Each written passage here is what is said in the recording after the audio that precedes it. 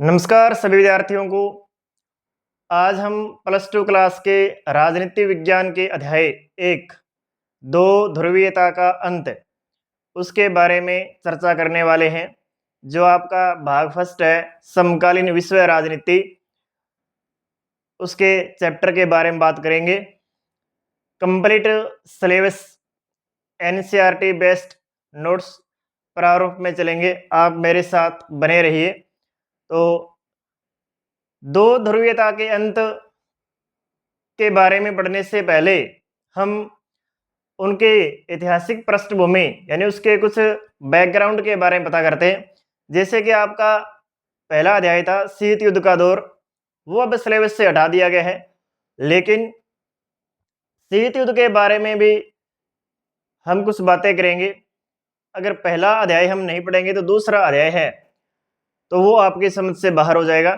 तो कुछ historical background है उनके बारे में बात करेंगे। जैसे कि आप पढ़ते हैं विश्व के अंदर 7 महाद्वीप हैं। विश्व के अंदर कितने महाद्वीप हैं? 7 महाद्वीप हैं। जैसे एशिया, अफ्रीका, उत्तरी अमेरिका, दक्षिणी अमेरिका, यूरोप, ऑस्ट्रेलिया, अंटार्कटिका। और 7 महाद्वीपों में आज कम से कम 195 देश निवास करते हैं। मैंने एक महाद्वीप का नाम लिया है यूरोप महाद्वीप, जो विश्व राजनीति में यानी अंतर्राष्ट्रीय राजनीति में या अंतर्राष्ट्रीय राजनीति का केंद्र बिंदु है माना जाता है। तो विश्व इतिहास के अंदर हम 2 घटनाएं पढ़ते हैं, एक तो प्रथम विश्व युद्ध और एक द्वितीय विश्व युद्ध। अगर हम बात करें तो प्रथम विश्व युद्ध की घटनाएं भी यूरोप महाद्वीप के अंदर घट रही है और द्वितीय विश्व युद्ध की घटनाएं भी यूरोप महाद्वीप के अंदर घट रही है। और जहां तक सवाल है कि तृतीय विश्व युद्ध के संकेत भी हमें यूरोप महाद्वीप दे रहा है। तो जैसे ही प्रथम विश्व युद्ध हुआ 1914 से लेकर के 1918 तक, उसके बाद में हमने विश्व शांति के लिए राष्ट्र संघ की स्थापना करी। फिर उसके बाद में द्वितीय विश्व युद्ध हुआ 1939 से 1945। तो द्वितीय विश्व युद्ध के बाद में विश्व है वो 2 समूहों या 2 गुटों के अंदर बंट जाता है, जिसमें से एक का नाम है यूएसए और एक का नाम है यूएसएसआर, यानी संयुक्त राज्य अमेरिका और सोवियत संघ रूस। तो कुछ लिख लेते हैं कि प्रथम विश्व युद्ध, फर्स्ट वर्ल्ड वॉर होता है 1914 से 1918। प्रथम विश्व युद्ध होने के बाद विश्व के कुछ देशों ने यह सोचा कि हम विश्व में शांति स्थापित करने के लिए एक संगठन की स्थापना करते हैं, और उस संगठन का कार्य क्या होगा कि वह विश्व के देशों के अंदर शांति बनाए रखने का कार्य करेगा। और हमने स्थापना की किसकी? राष्ट्र संघ की। किसकी स्थापना की? राष्ट्र संघ। राष्ट्र संघ की स्थापना हमने जो की वो की थी 10 जनवरी 1920। कब? 10 जनवरी 1920 जेनेवा स्विट्जरलैंड। कहां पर की गई? जेनेवा, जो स्विट्जरलैंड के अंदर है, जेनेवा स्विट्जरलैंड। राष्ट्र संघ की हमने स्थापना कर ली 10 जनवरी 1920 में, जिसको लीग ऑफ नेशन भी बोलते हैं, लीग ऑफ नेशंस, राष्ट्र संघ। लेकिन राष्ट्र संघ जो है वो विश्व के अंदर शांति स्थापित करने में असफल रहा। कुछ ऐसी घटनाएं हुई 1918 और 1939 के बीच, कुछ ऐसी घटनाएं हुई जिन्होंने द्वितीय विश्व युद्ध को जन्म दिया। अगर राष्ट्र संघ अपने कार्य में सफल हो जाता तो द्वितीय विश्व युद्ध शायद विश्व के अंदर न होता। लेकिन राष्ट्र संघ की नाकामयाबी के कारण, या मैं कहूं कि राष्ट्र संघ की असफलता के कारण, विश्व के अंदर कौन सा युद्ध हुआ? द्वितीय विश्व युद्ध हुआ। 1918 से लेकर के 1939 तक द्वितीय विश्व युद्ध होता है। और जैसे ही 1918 से 1939 के बीच कुछ ऐसी घटनाएं घटती है जो द्वितीय विश्व युद्ध को जन्म देती है, और उसके बाद में 1939 से 1945 तक सेकेंड वर्ल्ड वॉर यानी द्वितीय विश्व युद्ध चलता है। द्वितीय विश्व युद्ध के बाद में हमने फिर से दोबारा कि विश्व के अंदर शांति बनी रहे, विश्व शांति स्थापित करने के लिए हमने एक संगठन की स्थापना की जिसका नाम है यूएनओ, जिसे आप कहते हैं संयुक्त राष्ट्र संघ, जिसकी स्थापना 24 अक्टूबर 1945 को की गई। क्लियर? अब तक हमने क्या पढ़ा है कि प्रथम विश्व युद्ध हुआ, उसके बाद में द्वितीय विश्व युद्ध हुआ। विश्व युद्ध दो समूहों के मध्य में हुआ। जैसे एक समूह है जो विजेता रहे उनको बोलते हैं मित्र राष्ट्र। क्या बोलते हैं? मित्र राष्ट्र। और जो इस युद्ध में हारे उनको बोलते हैं दोहरी राष्ट्र। जिन राष्ट्रों की क्या हुई? हार हुई, उनको बोलते हैं दोहरी राष्ट्र। विजेता राष्ट्रों में जैसे रूस, अमेरिका, ब्रिटेन। दोहरी राष्ट्रों में जर्मनी, जापान इत्यादि। ये राष्ट्र दोहरी राष्ट्र कहे जाते हैं जिनके युद्ध में क्या हुई? हार हुई। अब जैसे ही द्वितीय विश्व युद्ध समाप्त हो गया, क्योंकि द्वितीय विश्व युद्ध समाप्त होता है कि अमेरिका द्वारा जापान के ऊपर, जापान के दो शहर हैं हिरोशिमा और नागासाकी। हिरोशिमा और नागासाकी। हिरोशिमा और नागासाकी पर परमाणु बम अमेरिका के द्वारा गिराए जाते हैं और उसी के साथ में द्वितीय विश्व युद्ध वो समाप्त हो जाता है। तो जैसे ही द्वितीय विश्व युद्ध समाप्त होगा उसी के साथ हम अपना अध्याय भी शुरू कर देंगे कि 1945 में द्वितीय विश्व युद्ध क्या हो गया? समाप्त हो गया। 1945 के अंदर द्वितीय विश्व युद्ध है वो समाप्त हो जाता है। 1945 के बाद जैसे ही द्वितीय विश्व युद्ध समाप्त हो गया, विश्व है वो दो समूहों के अंदर बंट गया। एक तो है यूएसए और एक है USSR. USA union states of America, USSR union of Soviet socialist Republic, संयुक्त राज्य अमेरिका और सोवियत संघ रूस। यूएसए है वो पूंजीवादी विचारधारा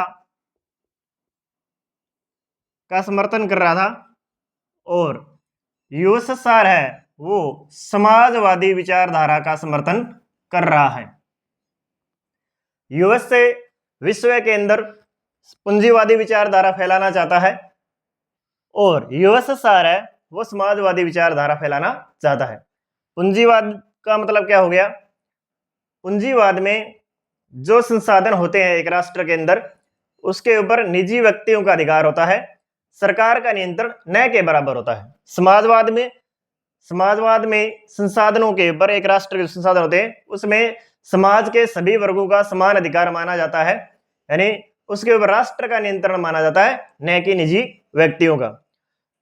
यूएसए और यूएसएसआर दोनों के बीच में महाशक्ति बनने की, एक सुप्रीम पावर बनने की होड़ है वो मच जाती है।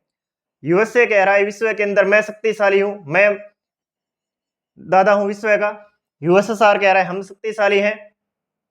तो दोनों के मध्य में एक वैचारिक संघर्ष शुरू हो जाता है और जिसको हम नाम देते हैं शीत युद्ध। क्या नाम देते हैं? शीत युद्ध, कोल्ड वार। क्या नाम देते हैं? शीत युद्ध। यानी दोनों महाशक्तियां क्या कह रही है कि मैं सुप्रीम पावर हूं, मैं महाशक्ति हूं यूएसए, और यूएसएसआर क्या कह रहा है? मैं महाशक्ति हूं, हम सुप्रीम पावर हैं। और दोनों के बीच में अपनी अपनी विचारधाराएं फैलाने की होड़ शुरू हो जाती है। दोनों के बीच में यह कहें कि मतभेद शुरू हो जाते हैं। दोनों के बीच में मतभेद हुए, वैचारिक लड़ाई हुई। इसी वैचारिक लड़ाई को, इसी मतभेद को दोनों ने विश्व के अंदर एक दूसरे के प्रति घृणा का भाव फैलाया। ये बातें हैं वो शीत युद्ध को जन्म देती है। कि शीत युद्ध क्या है? शीत युद्ध विश्व के दो गुटों या समूह के मध्य में एक वैचारिक लड़ाई है अपनी विचारधारा फैलाने की। इसमें क्या होता है कि हथियारों से लड़ाई नहीं होती, इसमें वैचारिक लड़ाई होती है, एक वाक युद्ध इसको हम बोल सकते हैं। और ये जो शीत युद्ध चलता है ये 1945 से शुरू होकर ये मान लो कि 1991 तक, 1991 में जैसे ही यूएसएसआर का विघटन होगा उसी के साथ में शीत युद्ध भी क्या हो जाएगा? समाप्त हो जाएगा। लेकिन हमारा शीत युद्ध यहाँ पर टॉपिक नहीं है, क्योंकि शीत युद्ध अध्याय वो आपके हट चुका है। इसके बाद में देखिए क्या होता है कि दोनों ने अपनी अपनी विचारधाराएं फैलाने के लिए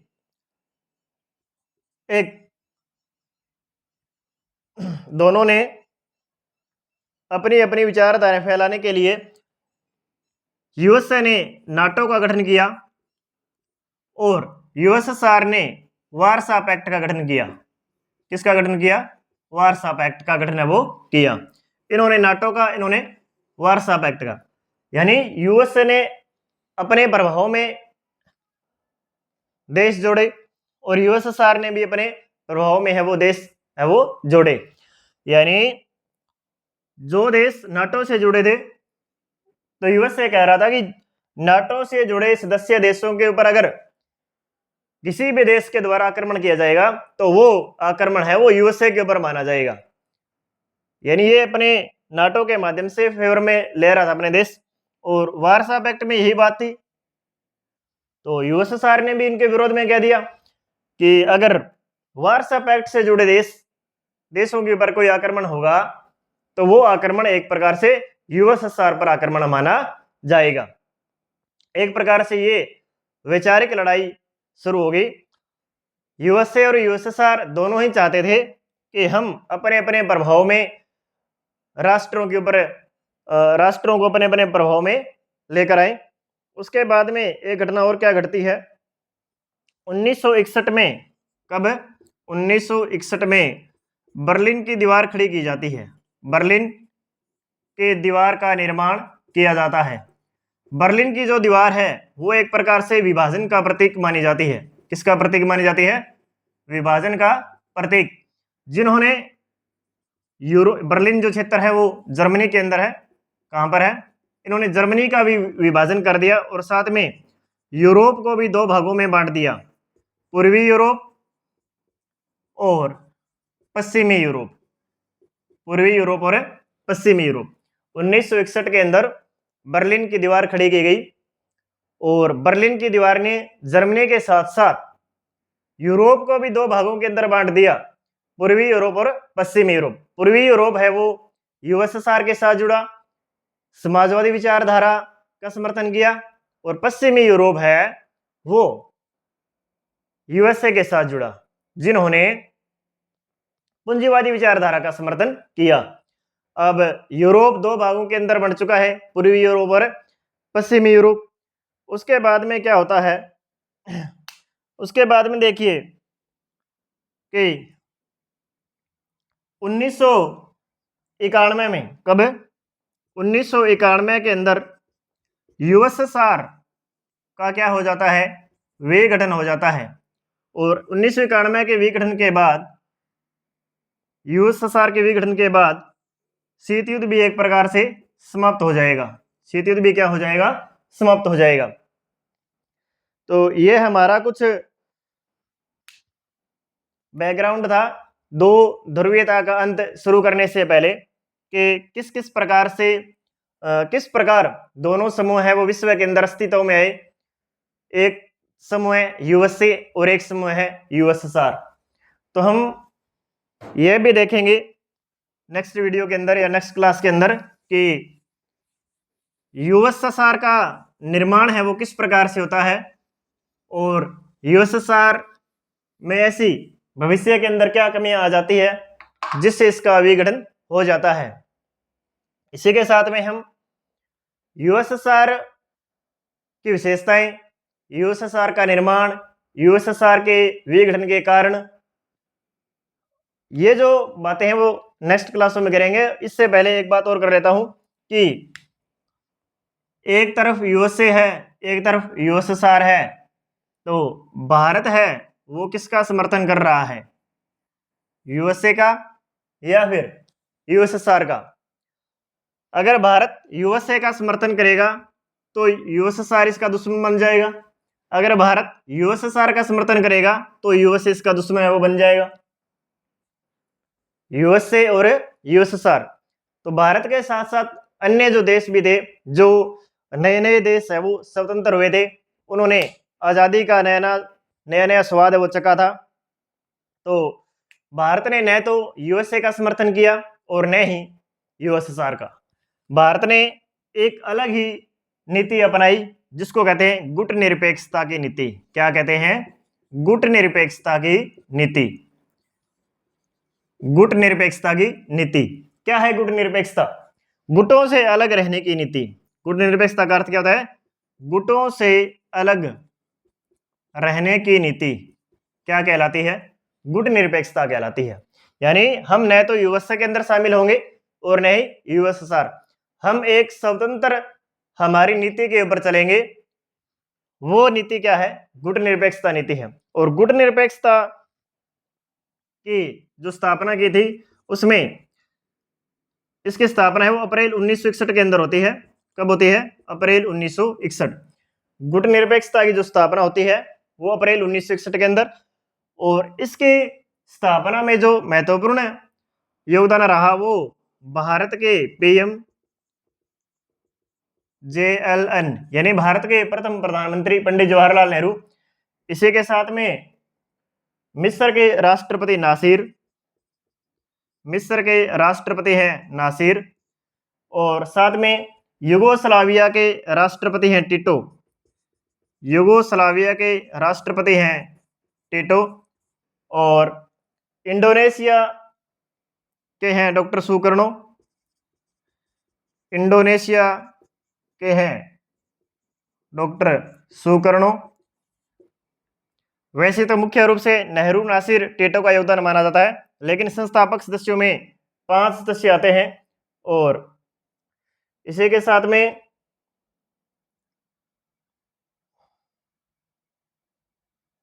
गाना के हैं एनकुर्मो, गाना के हैं एनकुर्मो। 1 2 3 4 और 5 राष्ट्र अब इसके संस्थापक सदस्य रहे। भारत, मिस्र, युगोस्लाविया, इंडोनेशिया, घाना। यानी गुट निरपेक्षता की जो स्थापना है वो अप्रैल 1961 के अंदर भारत, मिस्र, युगोस्लाविया, इंडोनेशिया, घाना के द्वारा है वो की गई। तो भारत के थे पंडित जवाहरलाल नेहरू, मिस्र के राष्ट्रपति नासिर, युगोस्लाविया के टिटो, इंडोनेशिया के डॉक्टर सुकर्णो, घाना के एनकुर्मो। 5 व्यक्तियों का अच्छा योगदान रहा।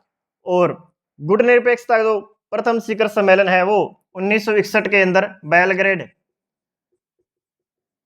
बेलग्रेड जो है वो युगोस्लाविया के अंदर है, युगोस्लाविया में हुआ। कहां पर हुआ? आपको ध्यान में रखना है कि गुट निरपेक्षता का प्रथम शिखर सम्मेलन कब हुआ? तो 1961 में बेलग्रेड युगोस्लाविया में आयोजित है वो किया गया। अभी हाल ही के अंदर इसका करंट का प्रश्न है ये 19वां शिखर सम्मेलन हुआ है जनवरी 1924 में। गुट निरपेक्षता का 19वां शिखर सम्मेलन हुआ है जनवरी 2024 के अंदर, और ये आयोजित किया गया है युगांडा में। कहां पर? युगांडा के अंदर। 19वां जो इसका शिखर सम्मेलन है वो जनवरी 2024 के अंदर युगांडा के अंदर आयोजित किया गया है। तो प्रथम हमने अभी तक जो पढ़ा है उसको एक बार दोबारा दोहरा देता हूं। मैंने आपको कहा कि विश्व के अंदर 7 महाद्वीप, 7 महाद्वीपों में से एक महाद्वीप है यूरोप, और यूरोप के अंदर यूरोप जो है अंतरराष्ट्रीय राजनीति का एक प्रकार से केंद्र बिंदु है वो माना जाता है। और विश्व इतिहास के अंदर 2 घटनाएं, प्रथम विश्व युद्ध और द्वितीय विश्व युद्ध। द्वितीय विश्व युद्ध के बाद में विश्व जो है वो 2 समूह या गुटों के अंदर बंट जाता है, संयुक्त राज्य अमेरिका और सोवियत संघ रूस, यानी यूएसए और यूएसएसआर। जैसे ही दो समूह या गुटों के अंदर बंट जाता है तो विश्व के अंदर शीत युद्ध की शुरुआत अब हो जाती है, जो 1945 से लेकर के 1991 तक चलता है। इसके बाद में हम देखेंगे कि यूएसएसआर का निर्माण है वो कैसे हुआ, यूएसएसआर की विशेषताएं, यूएसएसआर के अंदर ऐसी क्या कमियां रही जिसके कारण यूएसएसआर का एक समय के बाद में क्या हो गया, विघटन हो गया, यानी 1991 में उसका विघटन हो गया। और 1991 के बाद एक महाशक्ति विश्व के अंदर रह गई, वो है संयुक्त राज्य अमेरिका यानी यूएसए। तो ये सारी बातें हम नेक्स्ट वीडियो के अंदर करेंगे। ओके, धन्यवाद।